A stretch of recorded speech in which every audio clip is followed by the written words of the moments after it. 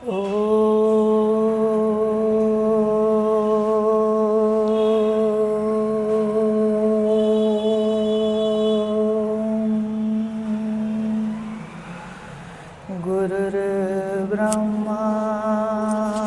गुरुर्विष्णु गुरुर्देवो महेश्वरा गुरु साक्षात् परं ब्रह्म तस्मै श्री गुरुवे नमः। तस्मै श्री गुरुवे नमः। आज नई पुस्तक, नया ग्रंथ स्वरूप के ज्ञान का प्रारंभ कर रहे हैं। सतगुरुदेव की वंदना के बाद स्वस्ति रूप से ब्रह्म का निरूपण करते हुए इसकी शुरुआत करेंगे।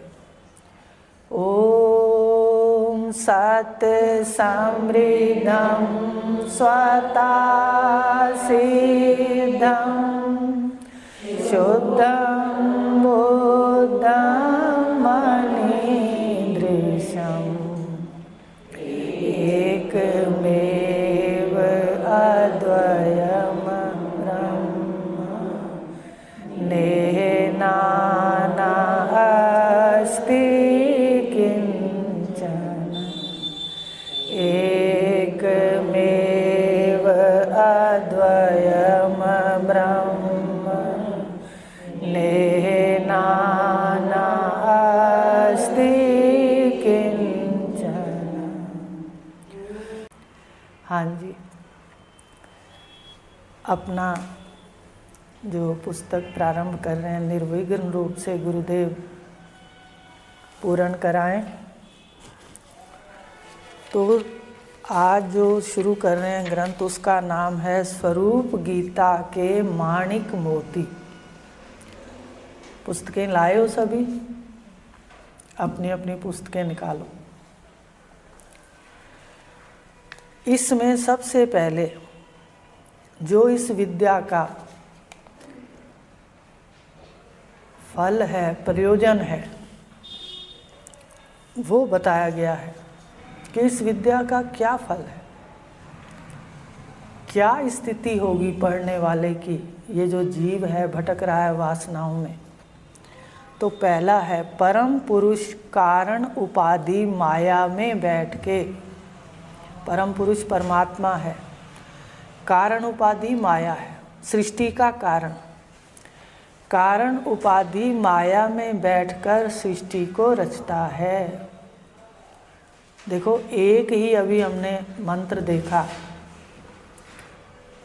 कि एक ही ब्रह्म है और वो समृद्धि से युक्त है और उसका स्वरूप सत्य है। उसको जानना ही हमारा परम कर्तव्य है। कारण उपाधि से परम पुरुष रचता है और कार्य उपाधि से, उपाधि भेद हो गया, कारण उपाधि से सृष्टि का रचने वाला ईश्वर है और कार्य उपाधि अविद्या में बैठकर सृष्टि को भोगता है। एक शरीर की उपाधि अविद्या है, ब्रह्मांड की उपाधि माया है। तो कारण उपाधि से वही रचता है और कार्य उपाधि से खेल के लिए वही भोगता है। यह सृष्टि ईश्वर की रचना है और जीव की भोग्या है। देखो, है परम पुरुष, लेकिन वहाँ उसकी रचना कहा और वहाँ उसकी भोग्या। ईश्वर रूप से रचता है परम पुरुष और जीव रूप से भोग्या। एक ही सृष्टि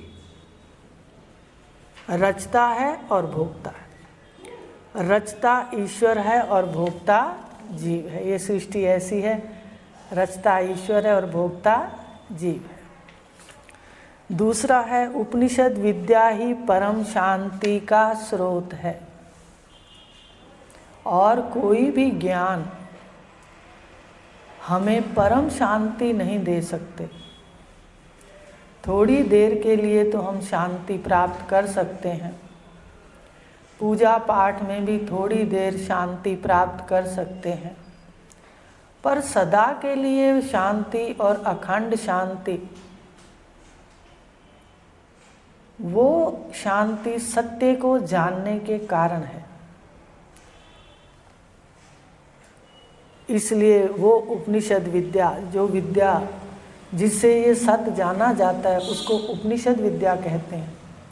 और उपनिषद का अर्थ है उपमाने गुरु, उपमाने गुरु के निकट। उपनिषद पास बैठकर जो विद्या ली जाती है, देने वाले दाता के पास बैठकर जो विद्या ली जाती है, उसको उपनिषद कहते हैं। उपनिषद के अंदर केवल आत्मा और ब्रह्म की एकता का ही वर्णन है, बस। जितने भी वेद हैं चारों, उनका लक्ष्य है उपनिषद का ज्ञान। वेदों में कर्म, उपासना और ज्ञान है, और फिर स्थिति है, स्वरूप में स्थिति, तुरीयावस्था, तुरीया स्थिति। तो ये जितने भी वेद हैं चारों, इसमें कर्म, उपासना, ज्ञान सीढ़ियां हैं अपने घर तक जाने की। अंतिम लक्ष्य उपनिषद है। तो बताया कि परम शांति का स्रोत उपनिषद है। अपने सत स्वरूप में स्थिति। इस वक्त हम स्थित तो हैं, पर अपने मिथ्या स्वरूप के अंदर स्थित हैं। पिछले दिनों पढ़ाया था पंचदशी में कि मिथ्या के साथ तादात्म्य करके ये परम पुरुष एक शरीर वाला जीव रूप से मिथ्या ब्रह्म मिथ्या के रूप में भासता है कि मैं मरूंगा। पढ़ाया था मिथ्या ब्रह्म, गौण भी पढ़ाया था। पुत्र को क्या समझते हैं? गौण मिथ्या आत्मा, गौण आत्मा। वो मिथ्या के साथ मिलकर मिथ्या मानते हैं। इसलिए सत पुरुष जो अपना स्वरूप है, उसमें स्थिति क्या क्या मिलेगा? मन की गहरी शांति और शरीर में स्फूर्ति, उत्साह, इसी विद्या से संभव है। दैनिक जीवन में रोज उत्साह से जीवन जिएगा जो जगत को, मिथ्या और स्वरूप को सत्य जान लेगा, जगत का राज जान लेगा, आने का राज जान लेगा, वो परम शांति, शरीर में स्फूर्ति, इसी विद्या से संभव है। ऐसा जाने और गुरु की बात माने। पहले तो मानना पड़ेगा। कोई भी बात कोई कहता है, गुरुदेव कहते हैं कि तू आत्मा है, जगत मिथ्या है, जगत में सारा व्यापार है, लेन देन है, पहले मानना पड़ता है। तभी मानते हैं तो आगे जानते हैं। तो जाने, माने और उसमें खो जाएं, निधिध्यासन, उसमें खो जाएं। मैं को ब्रह्म स्वरूप साक्षात होकर के इसकी डुबकी लग जाती, मैं खो जाता है। ये मैं माँ वाक्य में जगत भी खो जाता है और मैं भी खो जाता है। इस परम रहस्य की दिशा, अब जो दिशा बता रहे हैं वो गुरुदेव बताएंगे, पर मन की दशा स्वयं बनानी पड़ेगी। सतगुरु देव से दिशा लो और मनोदिशा स्वयं बनाओ।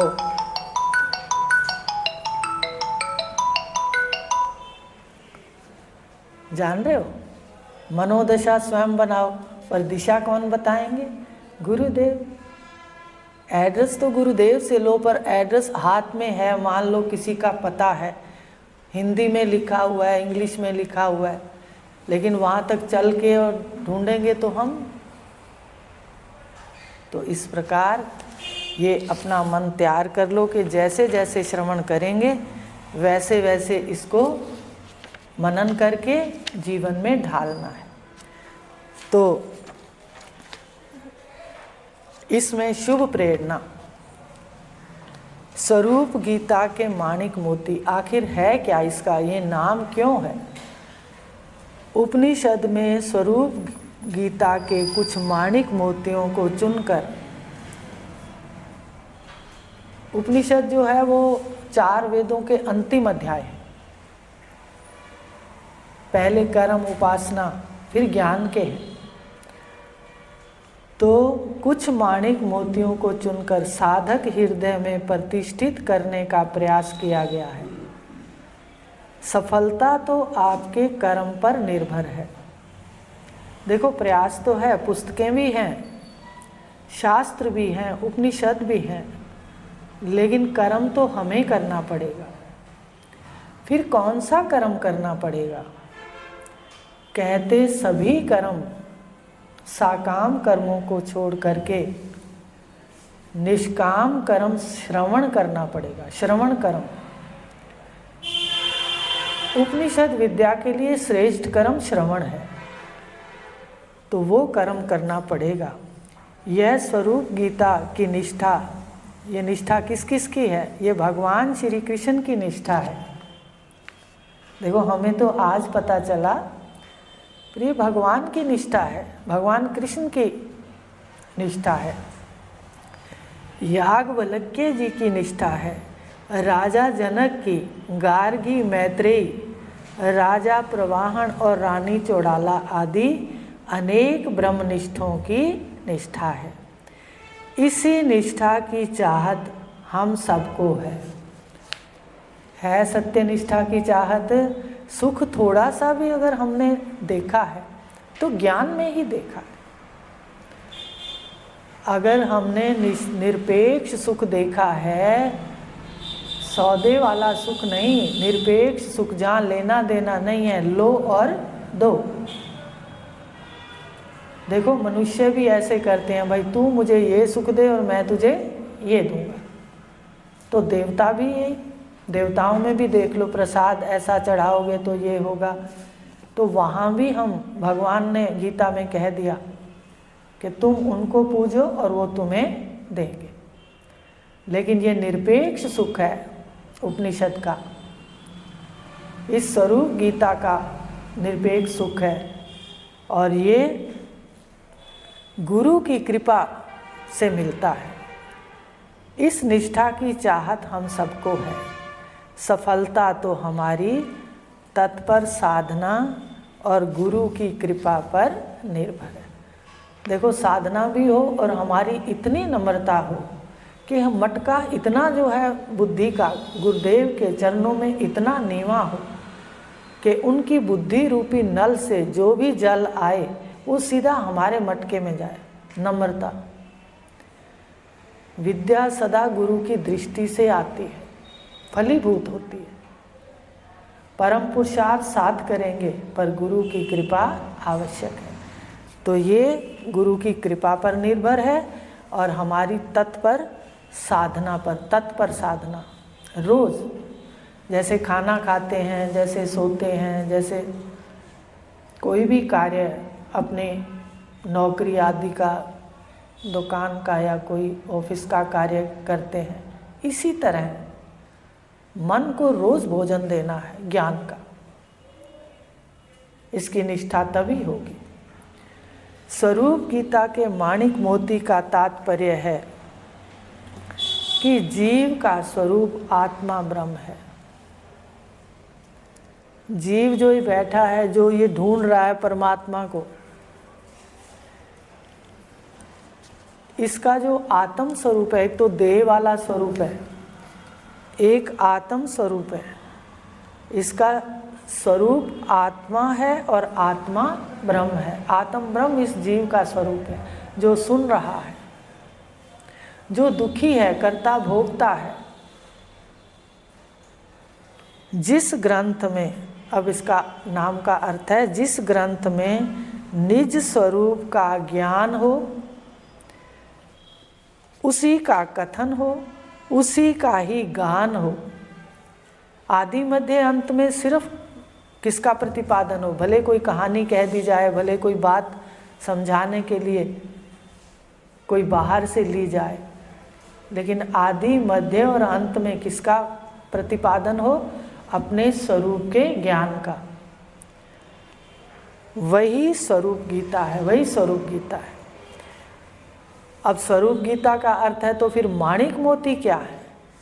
माणिक को सूर्य का रतन माना जाता है। जानते हो लाल रंग का माणिक जो आता है, वो कर्म कांड में या ब्राह्मण कहते हैं भाई कम आपकी कोई शक्ति कम है तो ये धारण कर लो, इसके आपकी शक्ति यश बढ़ेगा, ऐसा कहते हैं। माणिक सूर्य का रतन माना जाता है और मोती चंद्रमा का। जिसको बहुत गुस्सा आता है तो भी कहते हैं भाई मोती पहना दो इसको। तो मोती चंद्रमा का है, चंद्रमा शांति देता है, मोती शांति देता है, और चंद्रमा का रत्न मोती माना जाता है। यहाँ माणिक और मोती कहने का तात्पर्य है कि स्वरूप ज्ञान का उपदेश करने वाले सतगुरु के शब्द। अब यहाँ शांति कौन देंगे, यश कौन देंगे? पुस्तक नहीं देगी, याद रखना। इससे गुरुदेव जो शब्द देंगे, सतगुरु के शब्द सूर्य की तरह साधक के जीवन में ज्ञान का प्रकाश और यश देते हैं। सूर्य यश भी देता है, माणिक जो पहनाते हैं, और सूर्य प्रकाश स्वरूप भी है। तो जो ये ज्ञान है स्वरूप गीता का, क्यों माणिक मोती कहा? माणिक मोती ऋषियों को कहा, इनको देने वालों को कहा, सतगुरु को कहा कि उनके ज्ञान से जीवन में प्रकाश भी हो जाएगा और यश भी मिलेगा। चंद्रमा की तरह अंतःकरण को शांति और उज्ज्वलता देते हैं सतगुरुदेव। चंद्रमा की तरह ज्ञान दे करके हमें शांति देते हैं। उनके ज्ञान से हमें शांति मिली कि कहाँ भाग रहे हो, रेगिस्तान है। ये व्यवहार में तो सत्य है पर वास्तव में सत्य नहीं है। अब ये जहाँ तक सत्य है, व्यवहारिक सत्य है, तो इसको व्यवहार तक ही सीमित रखो, अंदर ना जाने दो। आ रही बात समझ में? आप कहोगे बिल्कुल झूठ है तो फिर बेकार है। नहीं नहीं, भगवान शिव का स्वरूप दिखाया है जो, उसमें आधा पार्वती का और आधा शिव जी का देखा।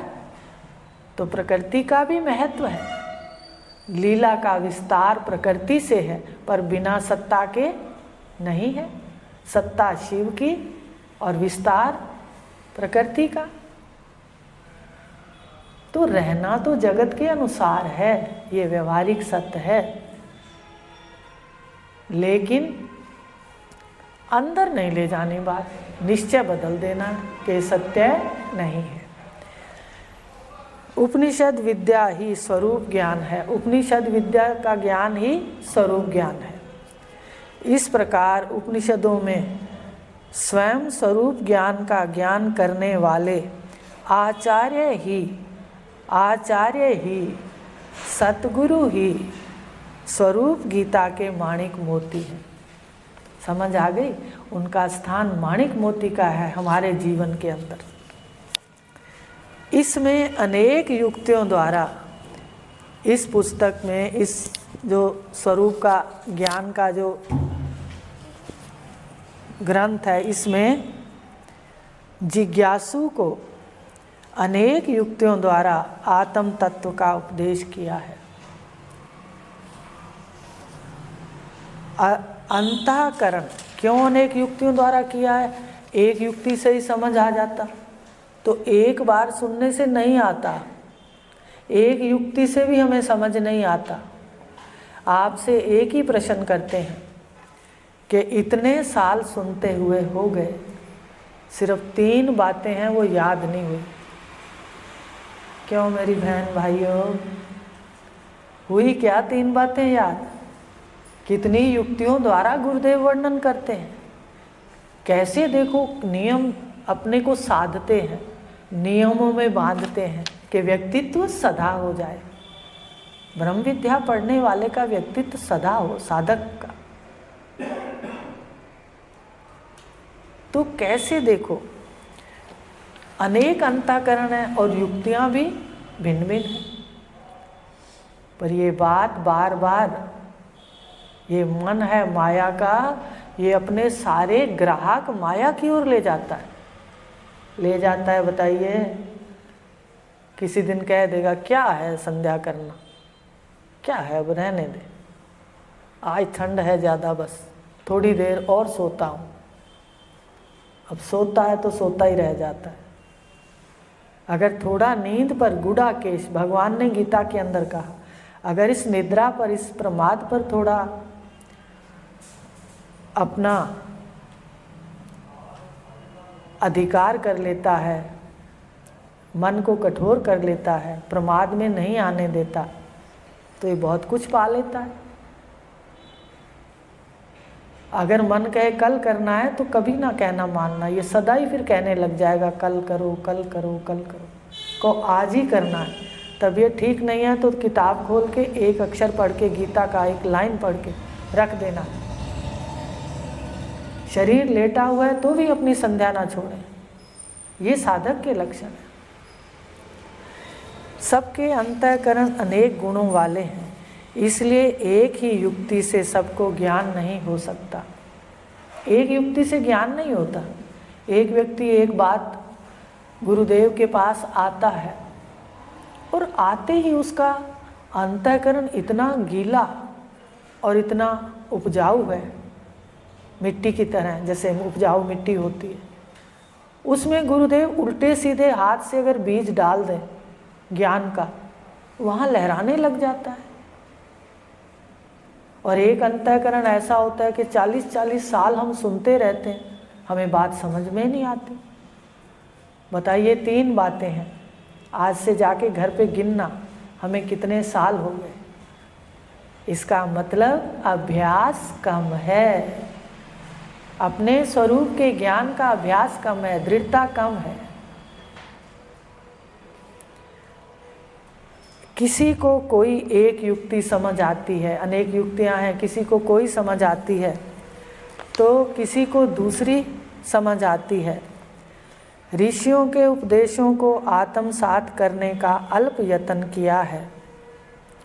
श्रीमद् भगवत गीता उपनिषद केवल धर्म भूमि कुरुक्षेत्र में, अब यहाँ ध्यान देना, श्रीमद् भगवत गीता भगवान के मुख से केवल एक बार धर्म भूमि कुरुक्षेत्र में प्रकट हुई। आता है ना, गीता कहाँ प्रकट हुई?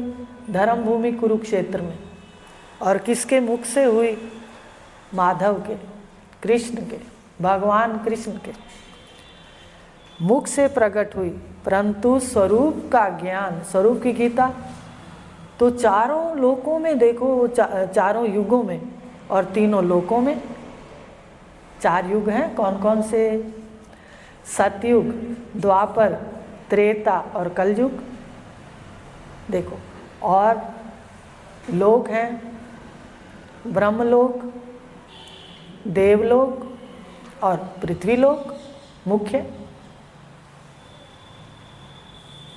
तो तीनों लोकों में प्रकट हुई ये स्वरूप गीता, और चारों युगों में हुई। चारों युग के अलग अलग विश्व गुरु हैं। जैसे भगवान शंकराचार्य विश्व गुरु हैं, ऐसे सबने ज्ञान दिया हर युग के अंदर। तो ये स्वरूप गीता वहाँ तो वो तो एक बार प्रकट हुई है, और ये हर युग में और हर लोक में, तीनों लोकों में प्रकट हुई। भगवान श्री कृष्ण के मुख से प्रकट हुई, परंतु स्वरूप गीता ज्ञान तो ब्रह्मलोक में ब्रह्मा जी के मुख से, ब्रह्मलोक में ब्रह्मा जी के मुख से हुई थी। आपको याद होगा कि ब्रह्मलोक में ब्रह्मा जी ने इंद्र और विरोचन को ज्ञान दिया था, पढ़ा है उपनिषद में। इंद्र और विरोचन को ज्ञान दिया। देवलोक में सनत कुमार जी के मुख से किसको ज्ञान दिया था? सनत कुमार जी ने नारद जी को। महर्षि नारद को, योगेश्वर नारद को, और पृथ्वी लोक में उदालक ऋषि और भी अनेक मुखों से, कितने मुखों से पृथ्वी लोक में हुई? पृथ्वी लोक में तो बहुत हुई। उदालक ऋषि और भी अनेक मुखों से प्रकट हुई। उन सब की युक्तियां भी भिन्न भिन्न हैं। ब्रह्मा जी ने उपदेश दिया तो वो युक्ति भिन्न है, सनत कुमार जी ने उपदेश दिया तो वो युक्ति भिन्न है, उदालक ऋषि जी ने श्वेत केतु को उपदेश दिया तो वो युक्ति भिन्न है।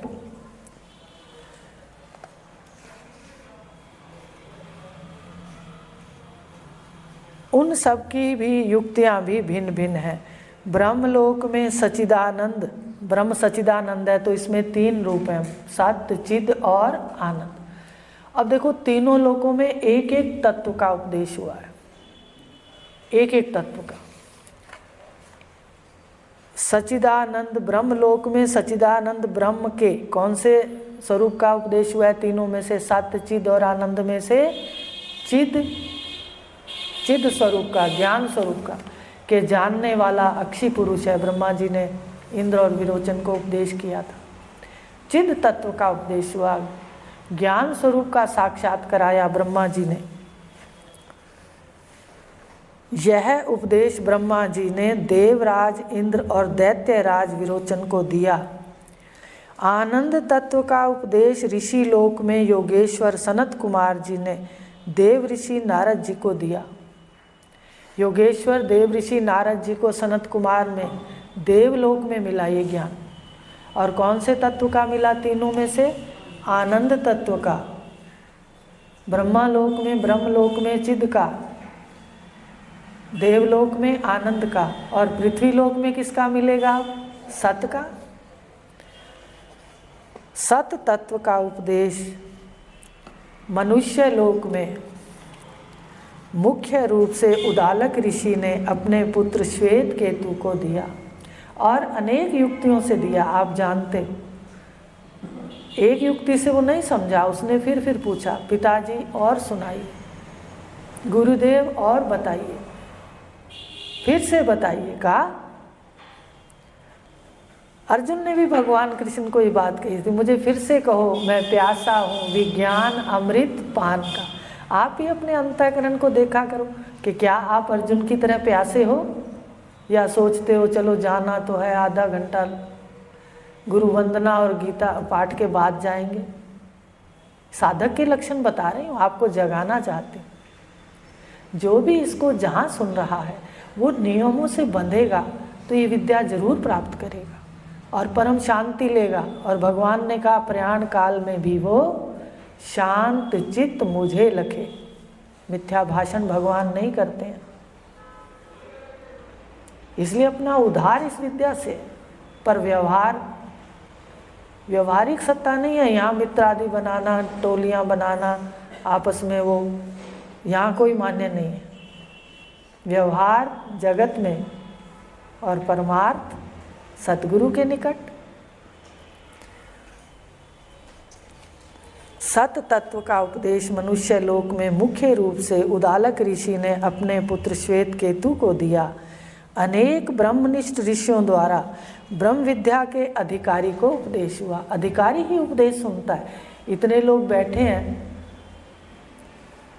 आसपास भी बैठे हैं, कभी उनको जिज्ञासा नहीं उठती कि आखिर क्या है जो रोज ऐसे भागे आते हैं। लेकिन जिसके कर्म उज्जवल होते हैं, जग जाते हैं, अनेक जन्म की सिद्धि, सब पाप धुला हुआ, भगवान कह रहे हैं गीता। और पाप के लिए भी कह दिया, ज्ञान सुनने से ही पाप जाएंगे, 4थे अध्याय में कह दिया। अंतःकरण पूर्ण रूप से शुद्ध ज्ञान सुनने से ही होगा, आत्मा और ब्रह्म का ज्ञान। और इसीलिए अधिकारी को उपदेश है। अब इसका ग्रंथ का ध्यान देना, उपनिषद का लक्ष्य क्या है? द्वैत तो ईश्वर की रचना है। द्वैत से अद्वैत परमात्मा की ओर ले जाना ही वैदिक सनातन धर्म है। वैदिक सनातन धर्म क्या है? सब कोई बोलता है वैदिक सनातन धर्म की जय। सनातन धर्म कौन सा है? आत्मा और ब्रह्म का ज्ञान, ये सनातन धर्म है। उसके बाद इसमें से बहुत आगे जाकर फिर कर्म कांड, घर यज्ञ शुरू हुए। ठीक है, यज्ञ के साथ भी ये ज्ञान दिया जाता था, शरीर के लिए भी। और युग बदला, उसके बाद फिर युग बदला तो देवी देवता प्रमुख हो गए और यज्ञ और परमात्मा आत्मा ब्रह्म का ज्ञान गौण पड़ गया। उसके बाद कलयुग आया तो देवी देवता के अलावा भी अनेक प्रकार की पूजाएं, तामसिक पूजाएं, राजसी पूजाएं, सात्विक पूजाएं, तीनों ही होने लगी। सात्विक कम और राजसी तामसी ज़्यादा। इसलिए भगवान को कहना पड़ा यदा यदा धर्मस्य ग्लानिर्भवति भारत। कौन सा धर्म था वो? यही वैदिक धर्म, सनातन धर्म। इस आत्मा और ब्रह्म के स्वरूप का जो ज्ञान है ये लोप होता गया, वो कर्म कांड में आता गया। तो भगवान ने कहा फिर मैं आता हूँ। हमारे लिए तो साक्षात कृष्ण आ गए, इतनी दूर से जगाने के लिए आ गए कि जाग जाओ, तिष्ठित जागृत प्राप्य वरा अनुबोधित, यमाचार्य कह रहे हैं। इसलिए हमें भी गुरुदेव कह रहे हैं, डोंडी करा रहे हैं, भाई जागो जागो, होश में आओ। तो बताया कि अद्वैत की ओर ले जाना ही वैदिक सनातन धर्म है। यही भारत की संस्कृति है। भारत की संस्कृति कौन सी है? यही है, द्वैत से अद्वैत। अब कई लोग द्वैत को सत्य मानते हैं, परमात्मा अलग और मैं अलग, सृष्टि अलग और मेरी आत्मा अलग। द्वैत सत्य है। अरे द्वैत सत्य होता वो तो परमात्मा ने बनाया ही है, और उसने कहा है कि इसमें ढूंढो मुझे, मैं छुपा हूँ योग माया से, छिपा है ज्ञान, ढका है ज्ञान माया से, कहा भगवान ने। तो ये जो द्वैत है, ये रूप और नाम, ये माया है, इसमें से सत्य को ढूंढना था और वो अद्वैत है। ये सत्य था, इसको जानना था, ये परम रहस्य था। ये क्या परम रहस्य? द्वैत तो सबके सामने है, द्वैत कहाँ सत्य है? द्वैत में तो आपस में झगड़े, चाहे हम कर्म करें तो भी वहाँ कांड है। वेदों में 3 कांड है। कर्म क्या है? कांड। अगर स्वरूप का ज्ञान नहीं है और कर्म है तो वहाँ भी कांड है। अगर स्वरूप का ज्ञान नहीं है और उपासना है, वहाँ भी कांड है। माने वो कहेगा मैं बड़ा, वो कहेगा मैं बड़ा, वहाँ भी कांड है। ज्ञान भी रूखा है। अगर श्रद्धा युक्त, रस युक्त नहीं है, खाली जलेबियाँ तलकर अगर कोई खाना चाहे तो उसको स्वादिष्ट नहीं लगेंगी। इसी तरह ज्ञान भी अगर रूखा है, स्वरूप की स्थिति के बिना है, श्रद्धा के बिना है, तो वो भी कांड बन जाता है। 3 में कांड लगा हुआ, कभी मनन किया? तो इस प्रकार गुरुदेव कह रहे हैं कि द्वैत से अद्वैत की ओर ले जाना, यही भारत की संस्कृति है। अद्वैत ज्ञान तो जीवन का अंतिम ज्ञान है। कहाँ पहुँच गया आप? अंतिम सीढ़ी और अंतिम ज्ञान। भगवान ने बहुत सुंदर कहा है, 7वें अध्याय में अभी आपने पढ़ा है कि मैं तुझे वो ज्ञान देता हूँ जिसके जानने से सब कुछ जाना जाएगा। कहा उदालक ऋषि श्वेत केतु को कह रहे हैं कि पुत्र वो ज्ञान प्राप्त कर लिया जो सबके जानने से, एक के जानने से सब जाना जाता है। कहा और भी ऋषियों ने कहा है। तो इस प्रकार कल आगे फिर लेंगे, यहाँ तक पढ़ के आना। हरिओम शांति शांति।